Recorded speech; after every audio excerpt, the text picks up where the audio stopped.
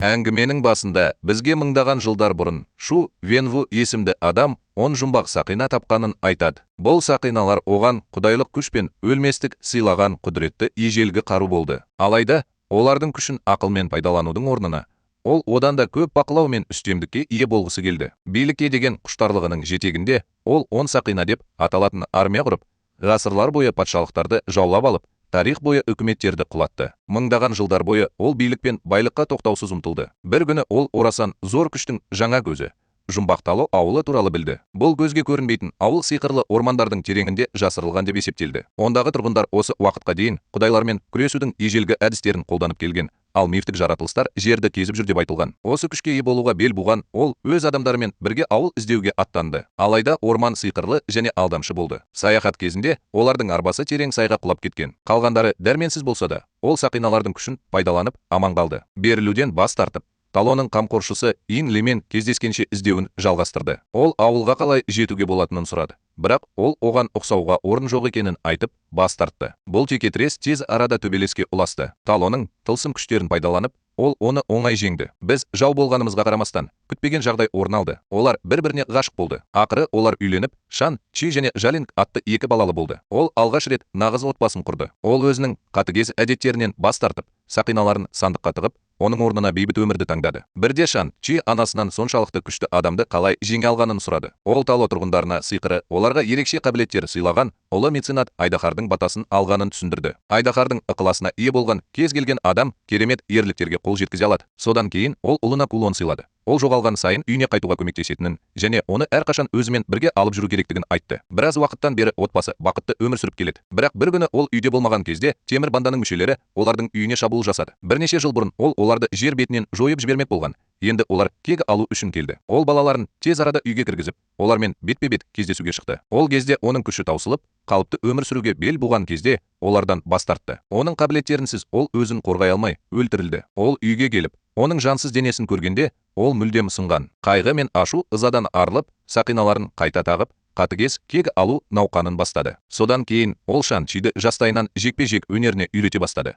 Оны бірнеше жыл ішінде білікті жауынгерге айналдырды. Бала 14 жасқа толғанда, әкесі оны темір банданың жетекшісін өлтіруге жіберді. Ол оған анасының өліміне кінәлі адамның табылғанын және оның міндеті мен оны өлтіруге құқығы бар екенін айтты. Ол миссия аяқталып, ұлы қайтып оралғаннан кейін, 10 сақина қайта көтеріліп, әлем оларға тағзым етеді деп уәде берді. Алайда, миссия аяқталғаннан кейін Шан Чи Сан-Францискоға қашып кетті. Жүрегінде ол өзінің қателескенін түсінді. Ол өзінің атын Шон деп өзгертті және өткенін артта қалдыруға тырысты. Содан кейін оқиға бүгінгі күнге дейін жалғасады. Ол ерте оянып, Кетиге қарай бет алды. Екеуі 10 жыл бойы жақын дос болған. Қазір бірге валет жүргізушісі болып жұмыс істейді. Бір күні олар жұмысқа автобуспен бара жатқанда, оларға кенеттен 10 сақина мүшелері шабуыл жасады. Олар Шан Чидің мойнына тағып алған кулонын алуға жіберілді. Ол оны беруден бас тартты. Өйткені бұл оның анасы туралы соңғы естелігі болды. Нәтижесінде оған шабуыл жасалып, олардың барлығын өлтірді. Дәл осы сәтте оған ұстараның жұдырығы шабуыл жасайды. Ол 10 сақинаның ең қауіпті жауынгері және оның жүзі кез келген нәрсені кесіп тастай алады. Шан Чи соққыларынан жалтаруды жалғастыруда. Бірақ ұстараның жұдырықтай қаруы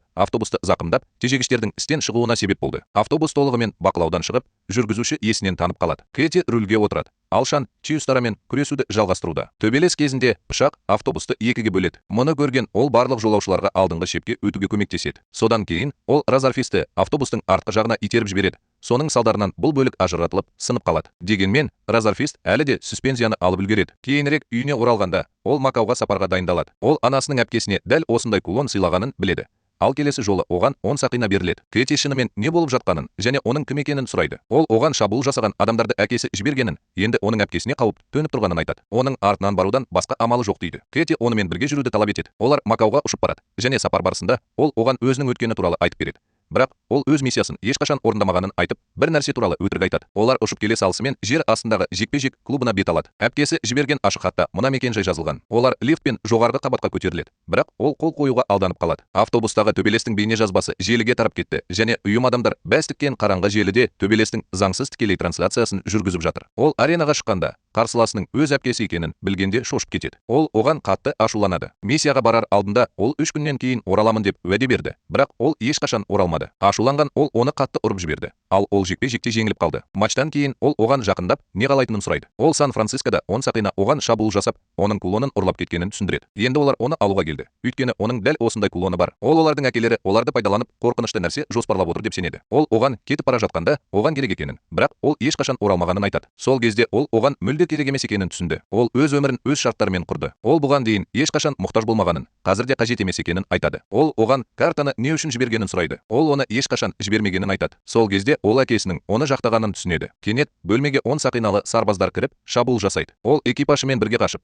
оны және Кетиді артта қалдырады. Шығу үшін ол ғимараттың шыны қабырғасын сындырып, Кетиден онымен бірге секіруін сұрайды. Ол қорқыныштан тартыншақтайды. Өйткені ол тар бамбук бағаналарымен жүруге мәжбүр. Ол оны төменге түскен бойда сол жерден қашып құтыламыз деп жұбатады. Кети ақыры келісіп, екеуі лифтке қарай бет алды. Дәл осы сәтте оларды 10 сақина армиясының мүшелері байқап қалады. Шанг Кетиге алға жүруді бұйырады, ал өзі оларды ұстау үшін артта қалады. Ол сарбаздармен жалғыз соғыса бастайды. Кети алға қарай жүгіріп келе жатқанда, жауынгерлердің бірі оған шабуыл жасап, оны құлатады. Осы кезде Шиллинг пайда болып, оны құтқарады. Көп ұзамай Шан мен Шиллинг рингтің 10 сарбазымен қатар соғысады. Шан оған қарсы тұрып, оларды өлуге қалдырғанын айтады. Ол сенің өміріңнің ең қиын сәтінде біреу сені тастап кетсе, оның қандай сезімде болатынын енді түсіндім деп жауап береді. Олар бірге барлық сарбаздарды құртады. Кенеттен 10 сақинаның ең қауіпті жауынгері, өлім саудагері пайда болады. Ол Шиллингке шабуыл жасап, оның алқасын ұрлап, қашып кетеді. Мұны көрген Шан оның артынан жүгіріп келіп, оның жолын жауып тастайды. Екеуінің арасында қиян-кескі ұрыс басталады. Шан бұрын өлім саудагері оны азаптағаны үшін жылдар бойы ашуланған ашумен қоректенеді. Ол оны жеңіп, аяусыз ұра бастайды. Ол аяқтамай тұрып, әкесі пайда болып, оны тоқтатады. Ол Шангқа оны қатты сағынғанын айтады. Олардың барлығы үйлеріне қайтады. Оларды 10 сақиналы әскер қарсы алады. Джиллинг Кетиді бөлмесіне апарады. Кети қобалжып, әкесі оны өлтіреме деп сұрайды. Джиллингтің айтуынша, егер ол тыныш болса, оның қатысуын мүлде ұмытып кетуі мүмкін. Олардың анасы қайтыс болғаннан кейін ол мүлдем өзгерді. Ол Саулин оны есіне түсірді деп сенеді. Сондықтан оған тіпті қарамады. Өйткені оған ұлдармен жаттығуға рұқсат етілмеді. Ол жекпе-жек өнерін алыстан бақылап, жасырын түрде үйренді және бәрін олардан жақсырақ үйренді. Кети үйден қашан кеткенін сұрады. Саулин ағасының ешқашан оралмайтынын түсінген кезде 16 жасында қашып кеткенін айтады. Кейін олардың барлығы кешкі асқа отырады. Шан әкесі оларды қалай тапқанын сұрайды. Ол екеуін де көптен бері бақылап жүргенін айтып, қасында тұрудың уақыты келгенін айтады. Шан бас тартады. Әкелері оларды бөлек бөлмеге апарып, қашып кеткеннен кейін анасының естеліктері оны одан сайын жалмап кеткенін түсіндіреді. Ол Талоны зерттей бастады және Тало тұрғындары аналарын түрмеге қамаған таулардың тереңіндегі жасырын қақпалар туралы білді. Бауырларының ешқайсысы оған сенбейді. Ол бұған да сенбегенін айтады. Бір күні сол бөлмеде жалғыз отырып, оның даусын дәл сол жерде тұрғандай анық естігенше, ол оған оның көмегіне мұқтаж екенін айтты. Шан Тало тұрғындарының неге бұлай әрекет еткенін сұрайды. Ол олардың ғашық болған кезде, олардың Талода бірге тұрғанын қалайтынын түсіндіреді. Ол ақсақалдардан рұқсат сұрады. Бірақ олар оның оған лайық емес екенін айтып бас тартты. Бұл оны Инлидің әлі тірі екеніне және тұтқында екеніне сендірді. Шан олардың аналарының енді жоқ екенін алға тартады. Әкелері оларды залға апарады. Айдаһар мүсінінің көзіне анасының кулонын салғанда, ол жерден су ағып, әп сәтте қатып қалады. Мұз жарылған кезде жасырын жол ашылады. Ол Талоға апаратын жолдың лабиринт екенін, бірақ жылына бір рет, белгілі бір күні, орманның ортасында тура жол ашылатынын түсіндіреді. Оған жету үшін оның қашан және қай жерде пайда болатынын нақты білу керек. Енді ол екеуін де біледі. Ол 10 сақина әскеріне дайындалуды бұйырады. 3 күннен кейін олар әйелін босатып, үйіне қайтару үшін аттанады. Ол Шанға анасын құтқаруға көмектесу үшін оны осында әкелгенін айтады. Шаолин ауыл тұрғындары оны тоқтатпақ болғанда не істейтінін сұрайды. Ол бүкіл ауылды өртеп жіберемін деп салқын жауап береді. Шан оған бұл елестермен Талоға кіре алмайтынын айтады. Ашуланған ол екеуіне де шабуыл жасап, оларды түрмеге тастауды бұйырады. Бөлмесіне оралғанда ол тағы да естиді. Инлидің даусы. Ол оған жақын арада олар қайтадан бірге болатынын айтады. Осы уақытта Шенг, Шеллинг және Кети камераға қамалып отыр. Шенгтің айтуынша, егер олар Талоға әкесінен бұрын жетпесе, олардың отбасынан қалған барлық нәрсе жойылады. Олар біртүрлі дыбыстарды естіп, Тревор Слаттери есімді адамды тауып, тергеуді бастайды. Тревор бірнеше жыл бұрын продюсер оған террорист рөлін ұсынғанын, бірақ продюсер нағыз террорист болғанын түсіндіреді. Тревор рөлді сомдаған кезде билік оның шынайы екеніне сеніп, оны қамауға алды. Кейін әкелері оны өлтірмек болып, түрмеден босатты. Бірақ Тревор оның алдында сөйлегеннен кейін оның жүрегі жұмсарып, содан бері Тревор апта сайынғы шоулар өткізіп келеді. Кенеттен мифтік жаратылыс пайда болады. Шан мен Кэти оның басы жоқ екенін көргенде шошып кетеді. Тревор сабырлы түрде оның есімі Маррис екенін және мұны түсінетінін түсіндіреді. Маррис оған оларды анасымен бірге талода өскендіктен білетінін айтады. Олардың әкесі оны сиқырлы орманда жасырын жол іздеп жүргенде ұрлап кеткен. Енді ол үйіне қайтқысы келеді. Шанның айтуынша, егер бұл оған байланысты болса, оны дереу қайтарып алар еді. Бірақ әкесінің айтуынша, соқпақ жылына бір рет қана ашылады. Тревордың айтуынша, Маррис оларды әлі де сол жерге апарып, лабиринтті аралай алатынына сенеді. Алайда, бұл өте қауіпті, өйткені оны әлі ешкім тірідей кесіп өткен жоқ. Кэти олардың бұл жерден қалай шығатындарын сұрайды. Дәл осы сәтте Шиллинг жасырын туннельді тауып алып, Шанға өлім сатушысының көлікпен кешеннен қашып кеткенін хабарлайды. Өкінішке орай, күзетшілер не болып жатқанын түсініп, оларды тоқтатуға асығады. Олар басқа жолмен қашып кетеді. Бірақ шығуды саусақ ізімен ғана ашуға болады. Сақинаның 10 сарбазы олардың қашу жолын бөгеуге тырысқанда, оларды басып ала бастайды. Бірінен соң бірі жойып жібер. Бір адамның көмегімен олар есікті ашып, аман-есен қашып үлгереді. Таңертең олар орманның шетіне жетеді. Маррис оларды сарқырамаға жеткенше орман елесін болдырмауға көмектесіп, жетелейді. Олар оған кірген бойда су кенет қатып, тікелей талоға апаратын жасырын жолды ашады. Онда олар сансыз мифтік жаратылыстарды көріп, көп ұзамай ауылға келеді. Шан оларды бәрімен таныстырады. Бірақ ауыл тұрғындары оларды тыңдаудан бас тартып, оларға шабуыл жасайды. Осы кезде Инлидің әпкесі Иннан пайда болып, төбелесті тоқтатады. Ол Шан мен Шаолинге олардың тәтесі екенін айтады. Ол екеуінде көргеніне өте қуанышты. Шан олардың әкелеріне байланысты көп уақыттары жоқ екенін түсіндіреді. Ол шабуылға дайындалып жатыр. Нан оларды өзен жағасына апарады. Сонда олар әлемді олардың артында жасалған зұлымдықтан қорғайтын қараңғы қақпалардың күзетшілері екенін түсіндіреді. Шан оған әкесі қақпаны ашуға тырысып жатқанын айтады. Өйткені ол анасының ішінде қамалып тұрғанына сенеді. Нан неге сенетінін сұрайды. Шиллинг олардың аналарының даусын естігенін түсіндіреді. Бұл дауыс көмекке шақырды. Содан кейін Нан оларға талоның оқиғасын айтып береді. Олардың ауылы белгілі ғаламдағы кез келген нәрседен де керемет қалаларға толы алып патшалықтың кішкене ғана бөлігі. Мыңдаған жылдар бұрын адамдар қараңғы аң бұл үйлесімділікті жойғанға дейін бейбітшілік пен өркендеуде өмір сүрді. Бұл жаратылыс рухани көсемдер әскерімен бірге келді. Оның жолында тұрған кез келген адам жойылып, әрбір жанға сіңген хайуан күшейіп, олардың әлемін жойып жібере жаздады. Содан кейін ол көзін адам әлеміне бұрды. Оны тоқтату үшін Талостың басшылары өздерінің ең ұлы жауынгерлерін жіберді. Бірақ олардың ата-бабалары қараңғы күштерге төтеп бере алмады. Ақырында ұлы айдаһар қорғаушысы оларға көмекке келіп, жеңілісті жеңіске айналдырды. Олар бірге қараңғы аң мен оның әскерін қараңғы қақпаның артына қамап тастады. Ұлы қорғаушының сиқырының арқасында Тало тұрғындары содан бері бұл қақпаларды күзетіп келеді және солай істей береді. Нанг қақпаны ашуға тырысқан жалғыз Шанның әкесі емес екенін түсіндіреді. Ғасырлар бойы көптеген адамдар мұны істеуге тырысты, бірақ бәрі сәтсіз болды. Олардың барлығына ортақ бір нәрсе бар еді. Олардың әрқайсысы өздерінің терең тілектерін орындауға уәде беретін дауысты естіді. Рухани көшбасшылар он сақинаның күшімен өздерін босата алатынын біледі. Сондықтан олар анасының даусымен әкесіне жалбарынады. Содан кейін Нан, Шан мен Саолинді ата-бабалар бөлмесіне апарады. Ол жерде анасы олардың бір күні келетінін білетінін айтады. Сондықтан ол баяғыда Нанға қандай дайындықтар жасау керектігін айтқан болатын. Ол екеуіне де костюмдерін беріп, анасынан айырылғаннан кейін әрбір бала бұл дүниеде өзін жалғыз сезінетінін, бірақ олар жалғыз емес екенін айтады. Олар қазір осы отбасының балалары және оларды осында қарсы алады. Осыдан кейін барлығы жаттығуға кіріседі. Кэти де садақ атуды үйрене бастайды. Осы кезде Шон тәтесіне барып, анасының әкесін қалай жеңгенін сұрайды. Ол оған дәл осындай техниканы үйрете бастайды. Сонымен бірге Венву өз адамдарына күннің алғашқы сәулелерімен Талоға баратындарын айтады. Өйткені таңертең жол ашылады. Шан қатты уайымдады. Өткен күндердің азапты естеліктері қайта шыға бастады. Темір банда мүшелерінің анасын қалай өлтіргенін есіңе түсір. Депрессияға ұшырап, тыныш және алыс болады. Кэти оның қасына келеді. Ақыры ол анасының өлтірушілерін өлтіре алмайтынын айтқан кезде өтірік айтқанын мойындады. Ол өзінің аты жөні мен жеке басын өзгерту арқылы болған оқиғадан аулақ бола алатынына сенгенін айтады. Бірақ қазір анасы тірі болса, оны жек көретінін сезіп отыр. Ол оған еш нәрсеге кінәлі емес екенін айтады. Әкесі оны небәрі 7 жасында қанішер болуға үйрете бастаған. Жауап ретінде ол анасының өліміне әкесі кінәлі екенін,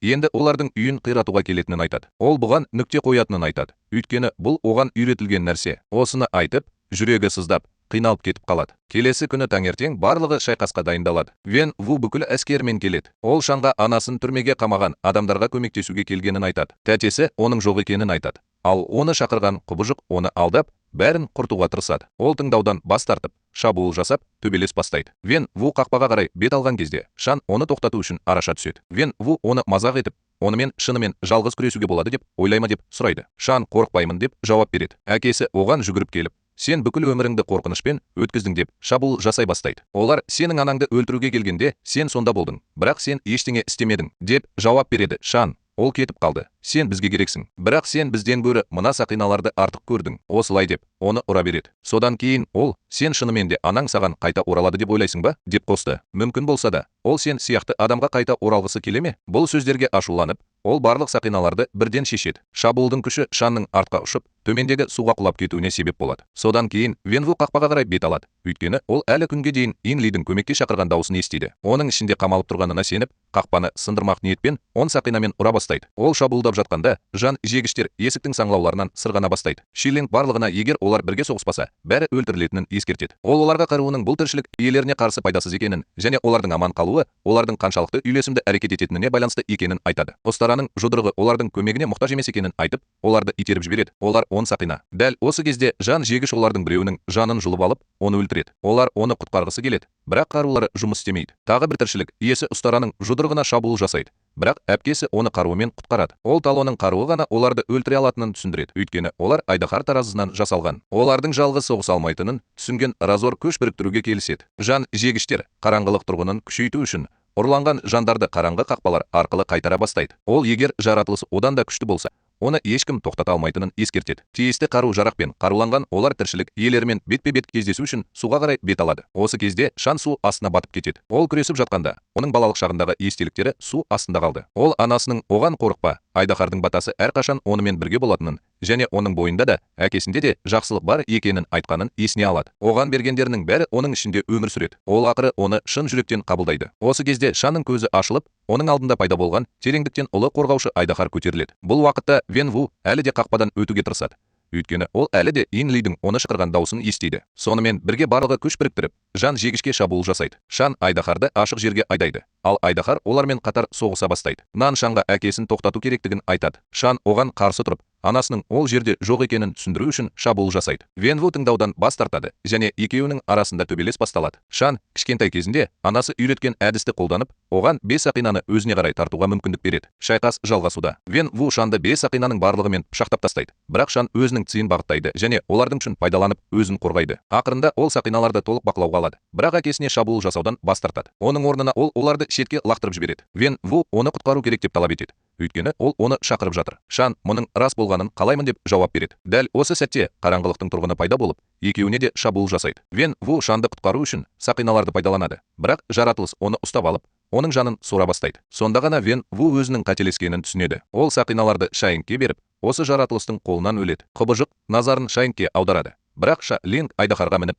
оған шабуыл жасайды. Жаратылыс бір сәтке әлсірегеннен кейін шегініп, одан да көп қылыштарды жұту үшін ауылға қарай бет алады. Жан мұны көрген Шан қараңғы қақпаны тастармен жауып, оны тоқтату үшін айдаһармен ауылға қарай жүгіреді. Айдаһар өзінің қарапайым күштерін пайдаланып шабуыл жасайды және тіршілік иесін суға түсіреді. Дегенмен жан жегіштер сансыз жандарды жинап, оларды аңға тамақтандырады. Бұл оның күшін айтарлықтай арттырады. Ол өзін босатып, айдаһарды ұстап алып, оның жанын тарта бастайды. Гуанбо Кетиге егер жаратылыс айдаһардың жанын жұтып қойса, оны тоқтату мүмкін болмайтынын айтады. Олар оның тамағына көз салу керек. Олар бірге шабуыл жасайды. Бірақ жан жегіш Гуанбоны ұстап алып, оның жанын сорып алады. Кети шошып кетті. Оның бір ғана жебесі қалды. Ол садақ атуды бір күн бұрын ғана үйренді. Бұл жаратылыс Чаленді де ұстап алып, оны өлтіре бастайды. Шан әпкесінің қолынан ұстап тұр. Ол оған оны жіберу керек екенін айтады. Әйтпесе бұл жаратылыс айдаһардың жанын алып кетеді. Шан оны енді жоғалта алмаймын деп бас тартады. Жаратылыс айдаһардың жанын жей бастайды. Ең соңғы сәтте Кети жебені тікелей жаратылыстың тамағына атып жібереді. Оның атысы мінсіз, айдаһардың жаны аман қалады. Айдаһар тіршілік иесін суға қарай тартып,